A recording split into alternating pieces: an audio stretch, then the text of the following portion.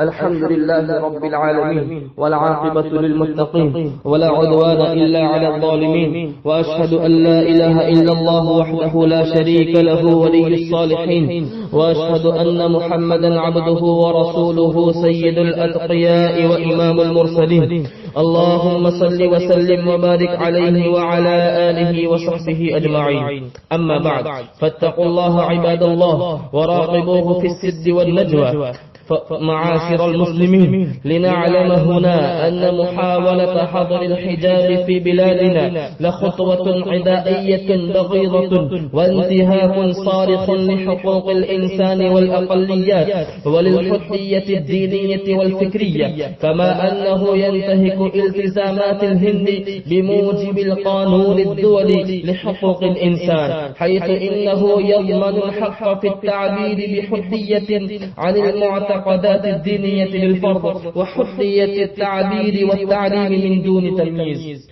وإن ارتداء الحجاب حق للمسلمات في الهند في ممارسة الشعائر الدينية المكفولة لهن دوليا وإنسانيا، وهو من حقوقهن الإنسانية الأساسية التي يضمن لها الدستور الهندي العلماني، كما أقرته المحكمة العليا بكيرلا الهندية حقا ثابتا للأقلية المسلمة عام 2015 من الميلاد.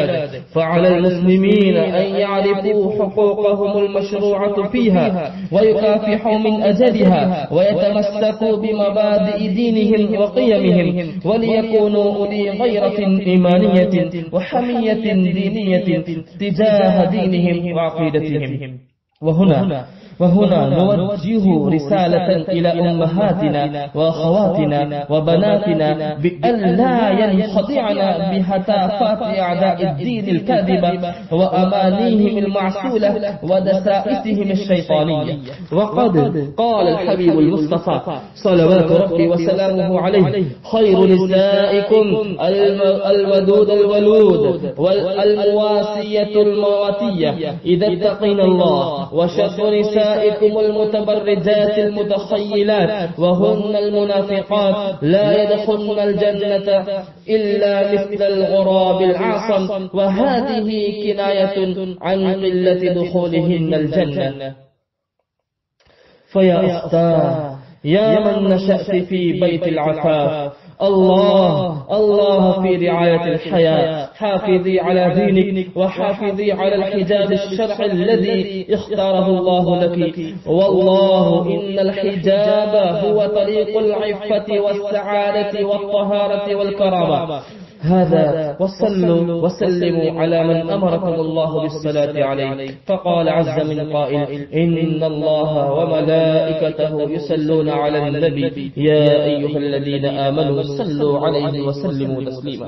اللهم صل وسلم وبارك على سيدنا ومولانا محمد وعلى آله وصحبه أجمعين. وارض اللهم عن الخلفاء الراشدين خليفة رسول الله سيدنا أبي بكر الصديق، وعن أمير المؤمنين سيدنا أبي حفص عمر بن الخطاب، وعن جامع القرآن وذي النورين والبرهان أمير المؤمنين سيدنا عثمان بن عفان، وعن أسد الله الغالب أمير المؤمنين سيدنا علي بن أبي طالب، وعن التابعين وتابع التابعين لهم بإحسان إلى يوم الدين، وارض عنا معهم وفيهم برحمتك يا أرحم الراحمين. اللهم احفظنا من كيد أعدائك أعداء الدين، واملأ بيوتنا بالعفاف والحياء والطهر والنقاء يا رب العالمين. اللهم وفقنا لما تحب وترضى، واجعل آخرتنا خيرا من الأولى. عباد الله رحمكم الله، إن الله يأمر بالعدل والإحسان وإيتاء ذي القربى وينهى عن الفحشاء والمنكر والبغي يعظكم لعلكم تذكرون. فاذكروا الله العلي العظيم يذكركم، وادعوه يستجب لكم، ولذكر الله أكبر، والله يعلم ما تصنعون.